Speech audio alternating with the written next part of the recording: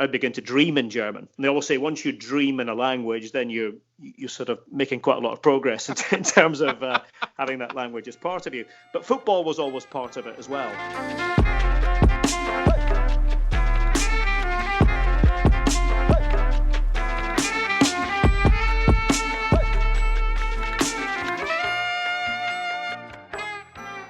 Welcome in to episode 2 of The Heart of the Game, the show where we get to know the folks who make up the fabric of football. I'm your host, Nate Abaurrea. Get at me on Twitter and Instagram at Nate Abaurrea, and be sure to follow at World Soccer Talk. In this edition of the show, we're joined by a man who was a great mentor to me growing up, and a man who has long been a prominent and well-respected commentary voice of the beautiful game, my good friend Derek Rae. We talked air travel with Derek Rae. We talked about the art of the freelance hustle as a soccer commentator. We talked French food and Euro pop. We also talked a lot about Germany, German football, and Derek's love for the German language. We talked about the importance of proper name pronunciation and cultural understanding, and we talked about the meaning of football romanticism. So without further ado, on with the show.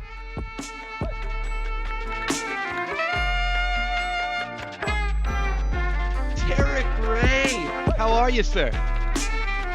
I'm very well, Nate. How are you? I'm doing well. Speaking to you from here on the U.S.-Mexico border in San Diego, California. Where does the world find you today as we speak? I'm thankfully at home, and I'm not always able to say that, but home is the Boston area, just north of Boston on the coast here in Massachusetts. Now, something that a lot of people have asked about you over the last few years, and even going back a decade or more, on average, how many annual air miles do you rack up, Derek? I feel like you fly more than any football commentator that I've ever known.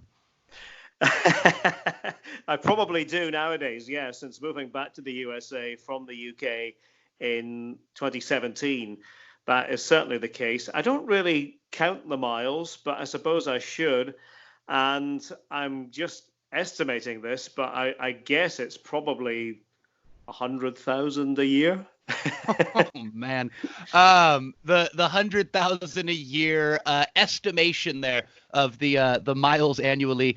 Much of that is due to, as you said, you're moving back to the Boston area and continuing to work all around Europe, and much of it is working freelance, the quintessential freelance hustle, which is such a cool thing for a man of your experience and career level.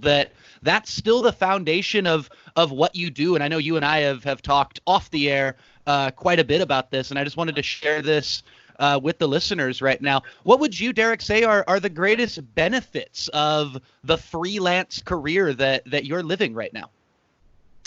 Well, it was an active decision on my part when I came back here to the USA to be freelance. Now, I know that's not for everyone, but I'm in a slightly different situation. My wife and I don't have children. We had a home here in the Boston area that we had kept during the years when we were living in the UK. And I really wanted to do what I wanted to do, which was work for a variety of people, bounce around different properties, explore different things. And this allows me to do that. And the advantage is that, 1 week I can indulge my passion for the Bundesliga by working in Germany, which I do quite a lot. The next week, I could be fortunate enough to be asked to work for NBC Sports here in the USA covering the Premier League. And then a different week, I could be doing the EA Sports FIFA game that I'm now privileged to be part of as one of the commentators on that. So those would just be 3 examples. It's also allowed me, since coming back to the USA, to work the major tournaments. Now, of course, Fox Sports hold the FIFA rights nowadays, the World Cup and the Women's World Cup. So I've been on board with Fox these last 2 years, and that's something that I wasn't able to say during the years when I was working in the USA and had more exclusive contracts with people. So it does allow flexibility. I think you have to be prepared when you are freelance not to be necessarily the lead commentator, the number one commentator on every event, but it does give you the chance to bounce between channels, because my deal, for example, with NBC is not exclusive. Similarly with Fox, when I did the World Cup and the Women's World Cup, non-exclusive. So that would be the big benefit, and I absolutely love it, and I think it suits my way of working and my personality. Just for the sake of duality, Derek, what would you say are some of the greatest challenges in this new era of your work? The challenge is that you are always planning and always thinking about how you're going to fit something in. And that sometimes involves calling multiple people, because if you commit to doing something in a different country, in my case, often Germany, and being away for 10 to 12 days, it could mean that you're at the same time missing out on work that could come your way here stateside. So it's, sort of juggling all the time and thinking, okay, where do I want to be? What's best for me this particular week or that particular week? And sometimes you do miss out on opportunities because you are in one place or another. But to me, that's well worth it. And as I say, it's really what I wanted to do. And of course, there are times when you simply want to say, no, I don't want to take on any work this week. And that's how I operate. And I do drive myself quite hard. When I'm in Europe, I do tend to load up on events, so that it could be, for example, I was in Germany and England quite recently, and I gave myself a pretty heavy schedule during that time. And when I came home, I said, okay, when I come home, then I'll have a few days off. So it's, as I say, it's not for everybody. A lot of people like the security. They like the sort of the regular way of working and having a couple of days off and then working 4 or 5 days. So this is different, but I'm no less passionate than I've always been. It's just different in terms of the rhythm and the structure and the base being back here in the USA. But it was something that we spoke about, and I was very keen to do, having really, in my opinion, felt that I had done everything that I'd wanted to do in the years in the UK. We're going to talk quite a bit about German football and the Bundesliga, something you've already alluded to. But before we go there, I want to go back to the last 2 summers of 2019 and 2018, summers that will kind of just live on forever. They were very special, and you got to play a very special part in them as a commentator. The last 2 World Cups, and going back to back, with the Men's World Cup in Russia and then the Women's World Cup in France. Talk about what that year span was like, and maybe the juxtaposition of the 2 tournaments for you and what they meant. Yeah, well, I honestly didn't know if I was going to be able to continue my run of covering World Cups. And I've had a role in every World Cup, one role or another, going all the way back to 1990. Now, in most cases, it's been as a commentator, but not every World Cup as a commentator. For example, in 1994, I was part of the organising committee as one of the press officers for the World Cup organising committee. 2002 in Korea, I was one of the FIFA media officers. So I've had different roles as well as being a commentator. But in recent years, it's been more as a commentator, and certainly with ESPN 2010 in South Africa, 2014 in Brazil. But I began to doubt whether the opportunity would come my way. And it's, perfectly natural. I had no real affiliation with Fox. I hadn't done anything specifically for Fox. And again, the reason for that was I had a deal with ESPN.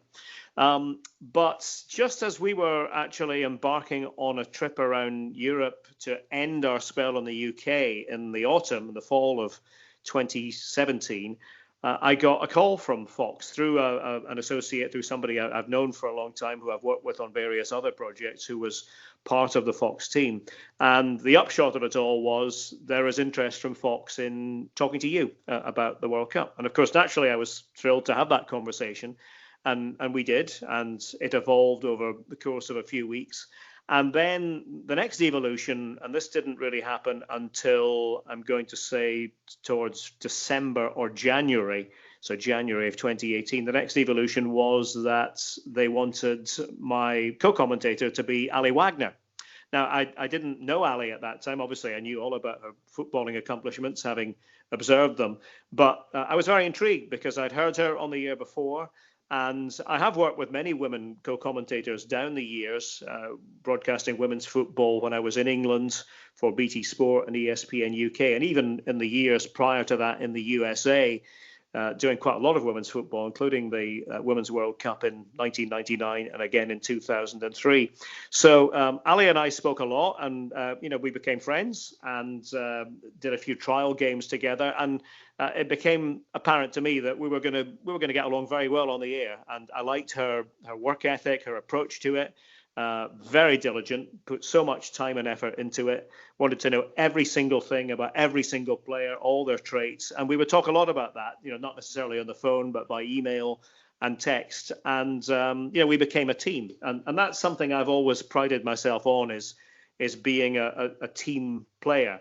Sometimes I feel I'm the captain of the team, sometimes depending on the personality of the person I'm working with, then, they can be the captain of the team. But in this case, I just felt that we gelled quite well, and the response to it was very positive. And we began that World Cup with Morocco against Iran. That was our first game, and we went all the way to the quarterfinal, which was England against Sweden, which we did together in Russia, and nothing but great memories of that. And as I say, I really enjoyed the time working with Ali in Russia. And after that, then I was asked, well, we've got the Women's World Cup next year. Is that something that would interest you as well? And of course, I said yes, naturally, in France, and not being new to women's football at all, although I hadn't broadcast the Women's World Cup since 2003, since those earlier editions, one for ESPN and one for the World Feed. So women's football is something that I've always followed, as I say, covering the Women's League in England and previously those Women's World Cups. So that was exciting, and it was great to be able to sort of throw my lot into that. And you asked earlier about the freelance world. That's when being freelance can come in handy, because I was able to block off a lot of time, just my own time, the first few months of 2019 for Women's World Cup prep. And not everybody can do that, because if you've got a day job, then you try to squeeze all that in. I had a few weeks where I said, okay, the next 3 days, I'm going to do nothing but watch women's football. I'm going to do nothing but watch games from the last year. I'm going to talk to people. And so that's how you sort of get your enjoyment out of it, is by doing that sort of planning, by being ready when the tournament comes along. And my co-commentator was Danielle Slayton on this one. And again, same sort of thing with Ali. Danielle and I began to talk and, compare notes. And Danielle, very detail oriented, great partner, and wonderful memories from our time working together in France. And I should say, both in Russia and in France, great production people who we had working with us and helping us to sound as good as possible on the air. So yeah, it's nice to be able to work with new people, and that's what I have done.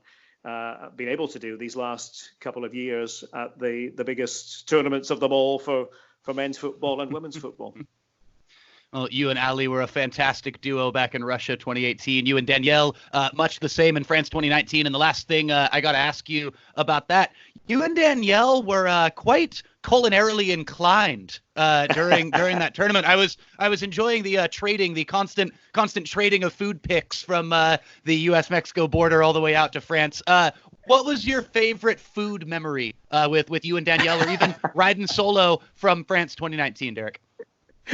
Well, I think poor Danielle was sick of some of my culinary tastes, because I'm from Scotland, and yeah, I do like fine French cuisine. I'm open about that, but in Scotland we sometimes like things that are not necessarily fine dining as well. And the one thing I introduced my production team to, Danielle included, of course, was something that exists in northwestern France.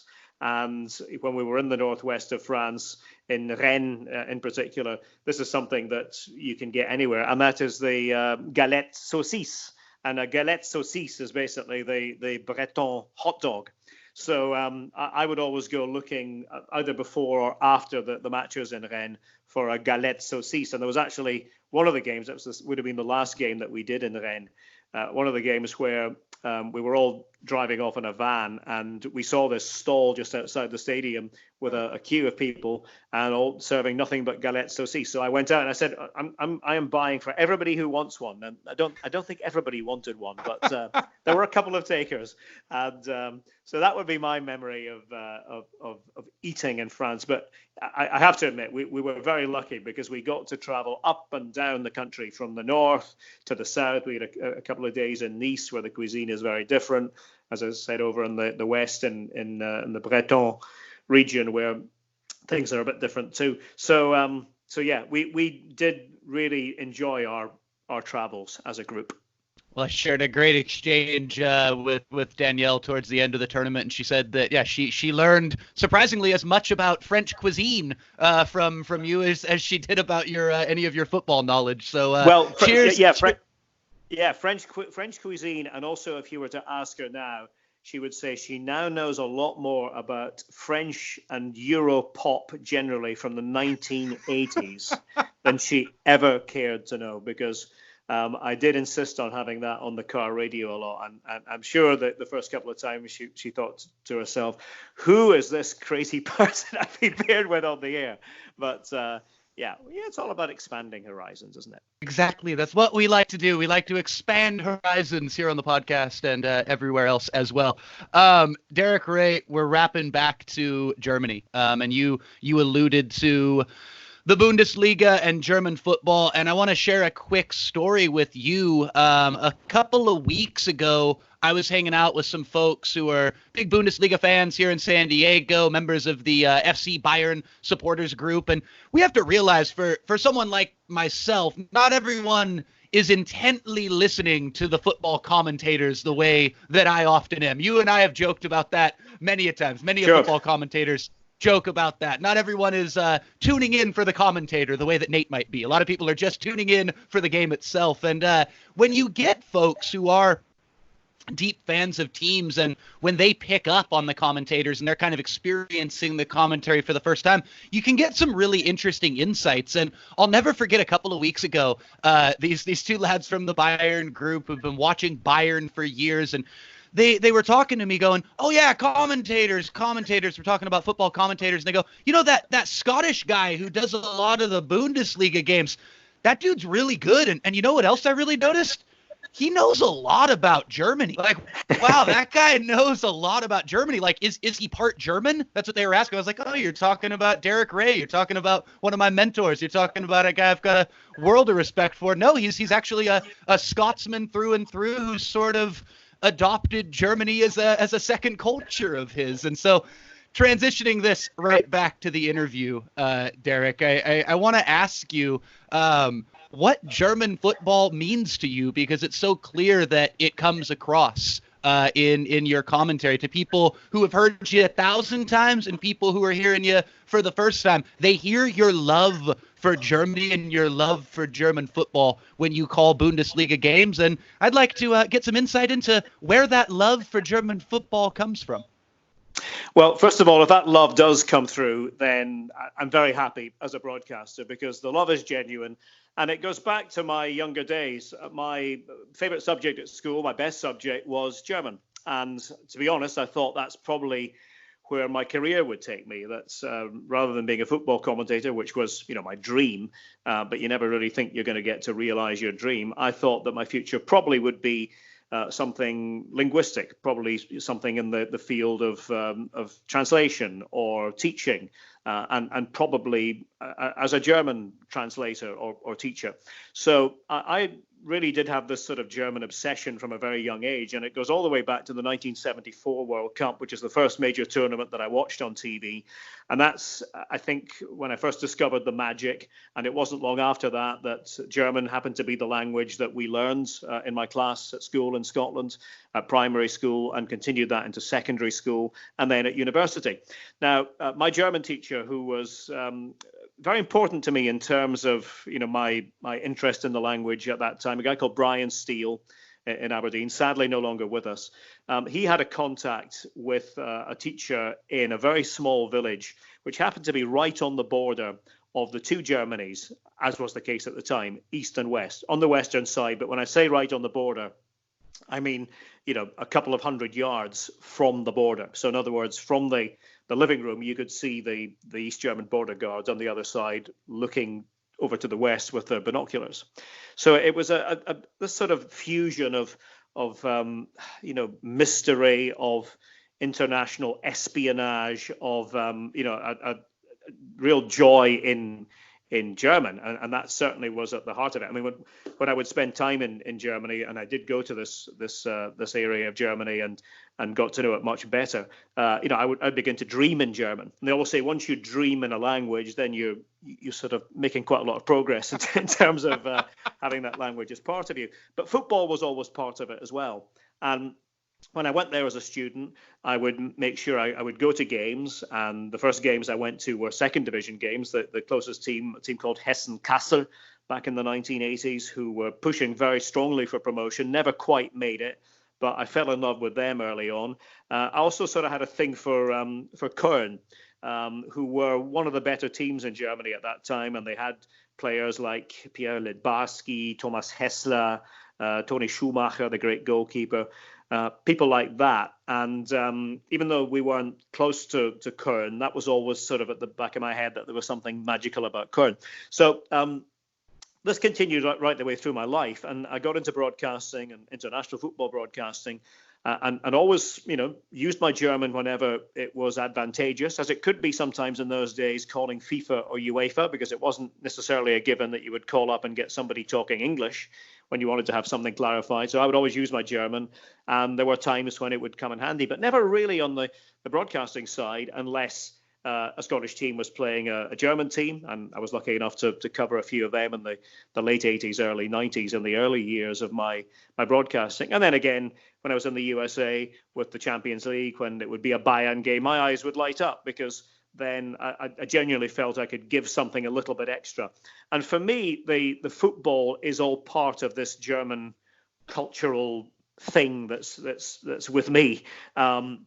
And I do try to do that. And if it comes over on the air, I'm delighted, as I said, because to me, part of my job as a world feed commentator, as I am now when I'm working for the Bundesliga, and that's directly for the league itself, part of the job is to educate people around the world, not just about the football, not just about the teams, that's very important too, but about Germany itself. Because it's funny, I sat down with a young student who was looking for some advice recently, and he was very interested in German football, knew a lot about it.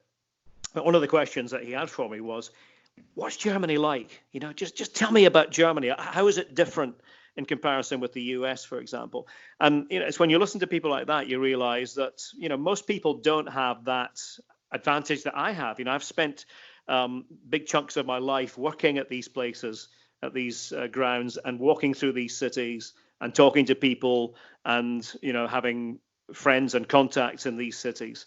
And I do believe that knowing a language allows you to take it to another level, that you know what the currency of conversation is on a daily basis in Germany, in a way that somebody who doesn't know the language can't possibly provide. So that's where it kind of comes from with me. And as I say, it's only really in recent years, since I moved to the UK, that's when Bundesliga rights were with ESPN UK, and then with BT Sport, where I worked. And I obviously said to them, if there's a chance, I'd love to do as much Bundesliga as possible in addition to my other duties. And they were very good to give me that. And then the Bundesliga World Feed people, got wind of the fact that I was interested in working for them. And they're a great group of people, by the way. They are, really some of my favorites of all the people I've ever worked with. And I'm talking about fellow commentators and producers. And it's just a true team effort. And, we share the workloads, and no one person gets all the top matches. It's a really nice mix. So I love going to Germany as often as possible. So that's a long-winded answer about my love of all things German and all things German football wise, but it's a relationship that I hope we can continue for a long time.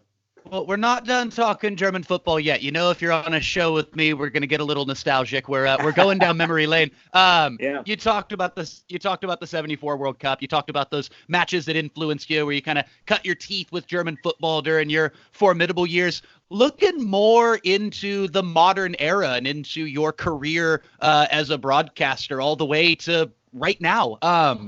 What are some of your favorite German football memories, Derek? Well, the one that absolutely stands out actually was only a couple of years ago. So it was not long back in the USA, and I went back to Germany to do a block of matches. And one of them was my favorite derby. And I've been lucky enough to cover this fixture several times now, either from Dortmund or from Gelsenkirchen. I'm talking about the Revier Derby, as it's known, the big derby in the Ruhr region, the industrial part of Germany, Borussia Dortmund against Schalke 04. And so I went to Dortmund for this game, and I was working with the great Stefan Freund, my co-commentator. And this was one of those games that really, you and I have spoken about the madness and the greatness of the 2005 Champions League final in Istanbul that I was lucky enough to commentate on. And I always said there'll never be a major final quite like that. Well, I wasn't sure there would ever be a game quite like that. This is the closest that I've really had that rivals that one. And I say that because it was 4-0 to Borussia Dortmund at half-time and absolutely running away with it. And the final score was 4-4. Schalke came back from 4-0 down at the home of Dortmund at the Signal Iduna Park. And with just about the last touch of the game, a header by Naldo, they made it 4-4. And to be able to broadcast that to a world audience and to have it all there in front of me in Dortmund that day, it would be difficult for me to say that wouldn't be my favorite memory. I have another one actually from last season, and it was one of the worst games that I've ever commentated on, but the story was just amazing. And that was, and again, this ties into my interest in East Germany in particular. That was the night when Union from Berlin, FC Union, Eisern Union, as the fans call the team, made it to the Bundesliga for the very first time. And they did it against all the odds, against Stuttgart. I'd covered the first leg in Stuttgart when it was 2-2, and away goals did count. So they went back to their wonderful stadium, which is a throwback to many decades ago, the Stadion an der Alten Försterei in Köpenick on the eastern side of Berlin, southeast Berlin. And it finished 0-0. It was scrappy, scruffy, choose your adjective. There was nothing positive about the game. But the celebration was the like of which I have never seen. Pitch invasion en masse. It seemed as though it lasted for hours. And so Stefan and I commentated on this pitch invasion. And what you have to remember is that this was the team of the trade union movement in the former East Germany, where there was quite a lot of dissent. And a lot of people who were dissenters were quite attracted to Union. They were not part of the establishment. You know, the establishment, the Stasi team in East German days were Dynamo, who won everything. And a lot of the reason for that was because it was fixed, because they got the best players, and it was taken care of that they would win most things latterly in the former East Germany. Union didn't win very much at all. Apart from one memorable cup in 1968, the cup final. But really, for them to then suddenly have made it to the Bundesliga, just to me was one of the most romantic stories I'd ever covered. So we've got two in the last couple of years, and who's to say what comes next? But if I go all the way back, the first memory, really, the first sort of memory as a student was another one that still stays with me, and that was when I was staying with a family right on the border, as I said, in Wildeck-Höhnebach, which is, if you know your geography, is, I say, not far from Kassel, a bit closer to Bad Hersfeld and Debra, but nowadays on the border between Hessen and Thüringen would be the eastern side. Bayern and Gladbach in the final of the German Cup, and it was the last of the German Cup finals before they went to Berlin on a permanent basis. So this was at the old Waldstadion in Frankfurt. And I had actually gone to my first, I was to go to my first game at that stadium, first Bundesliga game, not long after that, the first top flight game, which was Frankfurt against Bayer Uerdingen. But this one featured the great Lothar Matthäus, who was in his last game as a Gladbach player before joining Bayern. and it went to penalties, and unfortunately, it didn't work out for Mr. Mateos in that penalty shootout. But just something that will always stay with me. And when I think of German Cup finals, and it's one of my favorite days on the calendar, the DFB Pokal Finale, as they say, the German Cup final. I always go back to that one in the mid '80s when it really all started for me as a viewer. You're talking geography, you're talking culture, language, food, football romanticism, and the intersections of all of those things and how they all tie together to your love for the beautiful game and your love for what you do as a football commentator. And that's one more thing I want to ask you about, and bouncing off some of our personal conversations that we've had over the years. What does it mean to make sure? How important is it for you to make sure that all of those things that I just mentioned, geography, culture, language, food, football, romanticism, that they stay intertwined, and that soccer, football, whatever you want to call it, doesn't become this sort of separate entity, that it stays intertwined as a part of life? What does that mean to you, and how important is that to make sure that comes through your work? Well, to me, it's paramount. What I always try to bring across, because I've been lucky enough to be at most of these venues where I commentate from as a fan, and it's a different experience as a fan, because when you're commentating, you're thinking about getting everything right, and you're not in the same frame of mind as you are when you're a fan. So I deliberately take days where I just go to a game as a fan, and I experience the whole day that way. So, if I'm going to a game in, let's say, in Cologne, in Köln, then I'll make sure that I a couple of hours before the game jump on the local train with the fans and listen to conversations and get off a couple of stops before and go and sit down where everybody's having a beer and a bratwurst and just listen and imbibe. And I firmly believe that. And some people say to me, "Oh, why did you talk on the air about the shuttle buses that take the fans to nobody's interested in that?" And I'll say, well, it's all about painting a picture, and we all do it our own way, and you don't want to bore people with anything. But at the same time, if you have a bit of knowledge that you can share that can bring it home to somebody, then I think you should share it. And this is why I always say to young commentators, do it your own way. There's a structure that you have to use in order to be a good commentator. Of that, there is absolutely no doubt. But put your own stamp on something. And if you have a particular interest in a certain area, if you have knowledge, then use that to good effect. Again, without overdoing it. And that's always the trick. Don't overdo anything on TV, but right place, right time. And I'll never tire of doing that. And it's part of why I really enjoy covering the major tournaments. When we were in France during the Women's World Cup, I made sure that I knew everything and then some in terms of what I needed to do to know, not just about the stadium that I was working from, but about the city, about the surrounding area, about, as you've referenced earlier, the cuisine, the wine, you name it. All that stuff is important. And there's always somebody who's watching and listening who will enjoy that, who will say, you know what, you come at it from a slightly different perspective. You told me something that I didn't know. And I appreciate that. So, football, if you think about football, people, yes, they go to football to watch a game, but it is also a cultural experience and a social experience. You're sharing it with other people. And that's really what I try to do when I'm on the air.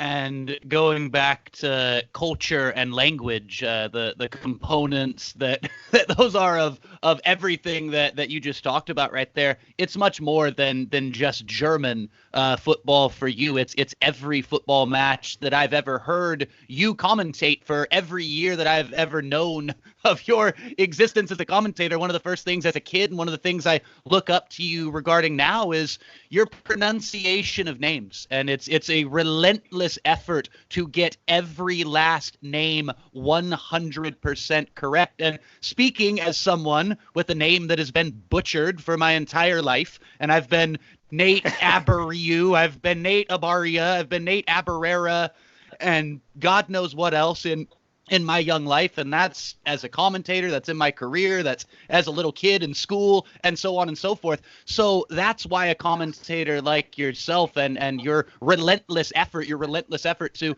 make sure that no name is ever mispronounced and no cultural nuance is ever overlooked. And I think there's a lot of people who feel that way, and I want to ask you about that right now in regards to Latino names, in regards to German names, in regards to African names, wherever the name may come from. Talk about how important that is for you to have proper pronunciation and what pronunciation means when it comes to names of human beings. Well, it's something, as you said, that I place a heavy importance on, and that's just the way I feel about it, probably influenced by my language's background and wanting to get it right. And it first struck me when I was, a very keen German student. It struck me that listening to a lot of commentators in the UK, who I respected greatly, that they weren't getting the German names right at all. They were miles off, and I was thinking, why is that? So hard. Why don't they talk to somebody? Why don't they have a German contact who can put them right? I'm talking here about fairly basic German names of the time that were being mispronounced. So I've always taken it as a goal going into an event that I want. If there's somebody who is watching, listening from a particular country, and I am pronouncing a name from that country, I want that person to go, oh, that commentator's actually got the name right for a change, because, listen, it's not always easy, and it's not always highest on people's priority list. You're checking so many different things, and a lot of people, won't necessarily go the extra mile with that. And, it's also very easy just to go along with what everybody else has said. I find that a particular problem in the UK, I must say. Mm-hmm. What usually happens is, and I used to get involved in a lot of discussions with people about this, what usually happens is people will cluster together, and the question will be asked, well, what are we calling him? And I used to always say, well, should the question not be, what is his name? It's not up to us to impose a name on somebody just because that happens to be easy. Now, I will admit that there are times when players don't make it easy at all. They don't make it easy one bit. I'll give you an example. Borussia Dortmund's Norwegian sensation, who has just joined the club. Now, I know because I did his name for FIFA 3 years ago, and I checked with Norwegian sources. His name in Norway is Erling Haaland. Erling Haaland. Now, he gave an interview very recently where he said, yes, that is my name. But he said, but we're not in Norway anymore. And I actually quite like the way Haaland sounds, and I'm used to it. So that is a nightmare for a commentator, because we're trying to do it the right way. And then somebody will say, a viewer or listener will say, you're saying it the wrong way. The one that I hear most, where I get most feedback, and it's actually been in the last few weeks since he joined Manchester United, is a player who I did for the FIFA game a couple of years ago. And again, in Portugal, it's Bruno Fernandes. Bruno Fernandes. Bruno Fernandes. Actually, I think it sounds quite good that way. Bruno Fernandes. It really does. Yeah, but try getting people in England to agree to that. Not going to happen. And so, he has become Bruno Fernandes in England. But my attitude is, and I've been encouraged by the people I work with at EA Sports on this one, my attitude is, this game is going around the world. If members of his family are playing the game, they want to hear it said the way they say it. They don't want an imposed pronunciation. And I remember it really hit home with me when there was a player in Scotland. When I was working in Scotland, there was a player who had bounced around the scene in England and Scotland for a while. And he was French, but he was of Moroccan heritage. And I'd only ever heard him called Farid El Alagoui. Alagoui. El Alagoui, they were saying. So I introduced myself to him one night, and I said, could you just confirm the pronunciation of your name? I said, I hear everybody saying El Alagoui. He said, no, El Alagui. And I said, well, that's what I thought it would have been because of your French. He goes, yeah, El Alagui. And I said, well, I'm going to say that on the air tonight. He said, thank you so much. He goes, my father's watching and he will be thrilled. And the next week I saw, or maybe not the next week, but the next time I saw him, we chatted again. And he said, thank you so much. He goes, that really meant a lot. So it actually can get you into trouble with viewers, because the number of times, and you might think this is crazy, Nate, but the number of times I get tweets from people on social media, you need to learn how to pronounce the names. And I don't really know how to reply to that, because you know me, and that is one thing that I probably put more time into than certainly most other commentators. But it can come back to bite you if you say a name in a way that is different than the quote unquote accepted way, which is not always wrong, but can be wrong. Well, that Alleghi story definitely hits home for me. I've heard similar stories here in the cross-border community in San Diego and Tijuana. It's something I've heard other examples of similar stories many a times, and we've kept this pretty mild-mannered. We've kept a pretty mild-mannered interview, so without getting us too riled up here, I feel like I have to ask you. You almost went there. You talked about people saying, hey, you need to learn how to pronounce the names. What goes through your mind, Derek Rae, when you hear something that I've heard many times, that our friend Maximiliano Bretos has heard many a times, a good friend of the show, many other commentators who are so deeply invested in proper pronunciation? What goes through your mind when you hear someone say, could you try to not overpronounce the names of the players? I know you've heard that one before. What goes through your mind when you hear that? What goes through my mind is that, first of all, you get quite annoyed when you hear that, because the first question I have for somebody who says that is, okay, do you speak German, for example? Somebody's saying I'm overpronouncing a German name. Do you speak German? No. Okay, so who are you to tell me I'm overpronouncing something when I speak that language and you don't? That's the first thing that goes through my mind. And I don't think that we should be underpronouncing names, put it that way. I think that if we can pronounce names correctly, we should pronounce them correctly. I also recognize that not everybody has linguistic ability. So I get that.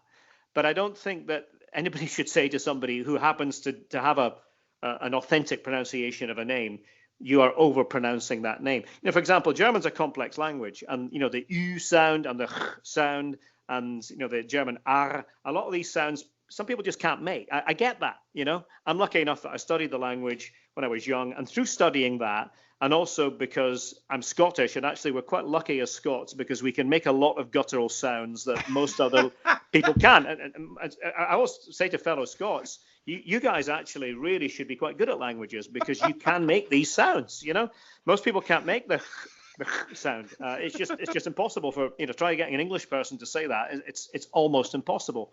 Same for a lot of Americans. They just can't make that sound. It's nobody's fault. But there are some sounds that we can make, and we grow up making them. So it's I think, as I said earlier, be yourself and play to your own strengths. And if languages happen to be one of your strengths, then use that to your advantage. And as I say, I always get a little bit, my heart sinks when I hear fellow commentators saying things like, well, yeah, okay, I know that that's not the way he says it, but I'm just going to go with the majority. I'll say, well, why?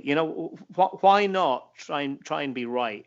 And, listen, there are times when we get led up the garden path, and clubs can often be the great enemy on this one too, because they will put out a pronunciation that is wrong, and they'll put it out just because they think that people are not going to be able to say it correctly. So the sort of the halfway house pronunciation gets put out. I mean, Arsenal had a goalkeeper in England for a long time whose name for some reason got interpreted as Chesney, and his name is Szczęsny. There's a two sounds of the first couple of syllables, and then there's an N in there, a soft N in Polish.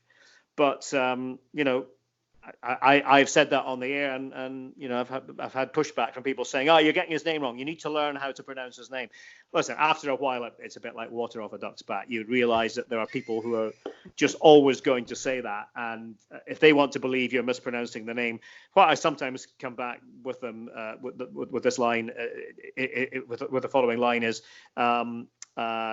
"You really think that I would say it that way if I hadn't checked it, or if I didn't know that's how you pronounce it?" So it's frustrating, but unfortunately, it's, you make a stand in this life, and you either, on pronunciations, you either make a stand that you're going to go the whole hog and do it right, or you don't. And I respect that a lot of people feel that they shouldn't, that they ought to approximate, and they ought to say something that's understandable to most people. But I just happen to feel, in line with my penchant for cultural experiences during games, that as far as possible, well, not as far as possible, full stop, I want to get it right. Well, I think I speak for quite a few people, but I just want to speak at the very least for yours truly, Nate Abaurrea, when I say thank you for your unwavering effort in these regards. And thank you for weaving anger, humor, and education in to that last answer. And we're going to end on a very positive note. The terminology, something that you and I have talked about for so long ad nauseum. It's two of my favorite words in the English language, and that is football romanticism. The concept of football romanticism, and romanticismo de fútbol in español, however you want to go about it. Yeah. First off, I want to know how to say football romanticism in German, and then I would like to close out this episode of The Heart of the Game. I would like to hear Derek Rae's definition, his own personal definition of football romanticism and what it is. Well, let me deal with that one first of all. Football romanticism to me is many different things, actually, and it doesn't necessarily have to do with the highest level of football either. To me, romanticism could be watching a game in Scotland by the North Sea, right on the North Sea, with the waves howling and the wind audible as well. I say only a few hundred people watching, and everybody getting the thrill of watching their local team and just taking in the scene. And that to me can be as romantic as just about anything. It's the one thing when I worked in Scotland I used to do a lot. I used to go to games at small grounds, small places, when I wasn't working during the week. And I just wanted to take in the scene. And I actually got more romantic joy, if you like, out of these smaller grounds than I would at a big stadium. Now, don't get me wrong. I love going to big games as well. But that's where I get my pleasure. And I still do that in Germany. When I go to Germany and cover a big game, I make sure that I have time to go and see a smaller game too. So you'll often find me at third division games, at Regionalliga games, which is the fourth division with a regional structure, and that's what I find to be the heartbeat of the game. So from that angle, romanticism in German, well, you're talking basically about Fußballromantik. It's quite simple, really. It's but yeah, the concept of Fußballromantik is everywhere. It's in Germany, it's in the Latin countries, it's in the UK, it's in the USA. I mean, that's the thing about the USA. It's got a rich soccer, football, call it what you will, history as well, which I first discovered when I came to Boston, going all the way back to the 1860s and Oneida United. And that's something I would like to do a lot more in this country, is go to smaller scale games. And we have a number of smaller local teams in our area here in Boston. I just never can find the time to go and watch them because I'm traveling too much. But someday when things slow down a bit more, then we'll take care of that. Well, here's to football romanticism. Here's to you, Derek Rae, and I'm going to let you go now because I'm sure you've got a plane to catch in a few minutes or a few hours. For once, actually, no. For once, I'm at home and staying at home. So we chose a good day to chat. Well, enjoy the rest of your stay in the beautiful Boston area. This has been an immense pleasure and privilege, and you're welcome back anytime, sir. Anytime. Thanks, Nate.